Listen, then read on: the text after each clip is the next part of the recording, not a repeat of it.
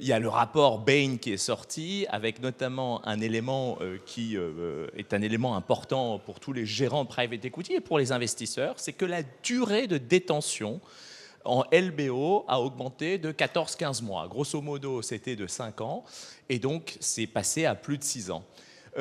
Ce ralentissement de la vélocité du capital fait qu'un certain nombre d'institutionnels se retrouvent du fait de l'effet dénominateur avec beaucoup plus de private equity, et donc ils ont besoin de liquidité. Il n'y a pas de sortie. Les sorties, c'est des IPO, c'est d'autres fonds qui rachètent, ou c'est un industriel qui se porte acquéreur. Comme il n'y a pas cette liquidité, c'est les fonds secondaires qui sont actifs en private equity actuellement.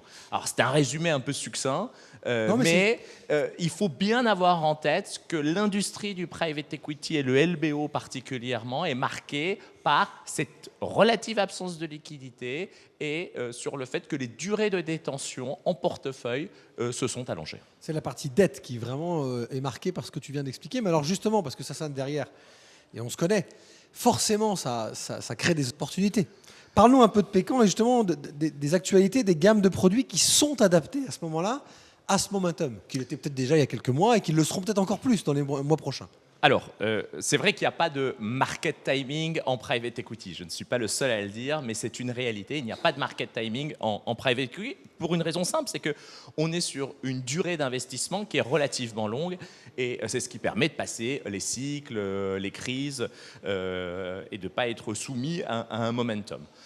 Ceci étant, ce qui, pour moi, fait énormément de sens, c'est d'avoir de la diversification à l'intérieur d'un portefeuille. Et c'est ce qu'on propose à l'intérieur de notre programme millésimé de fonds de private equity institutionnel. J'en parle souvent sur ce plateau.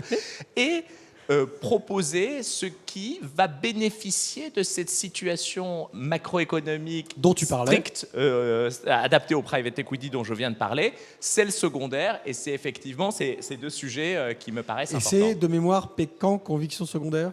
Alors, sur le secondaire, c'est effectivement, comme son nom l'indique, Pécan Conviction Secondaire, qui est un fonds que l'on vient de lancer et qui est assez intéressant parce qu'on a sélectionné 3 gérants qui interviennent à des stades de maturité différentes du portefeuille. On a le premier qui est Adam Street, qui intervient à vraiment 4-6 ans, donc c'est le tout début de la vie du secondaire. Ensuite, on a Blackstone qui est à 6-8 ans, le cœur du secondaire. Et enfin, on a Holyport, qui est un acteur de niche qui intervient dans le rachat de portefeuilles qui ont plus de 10 ans.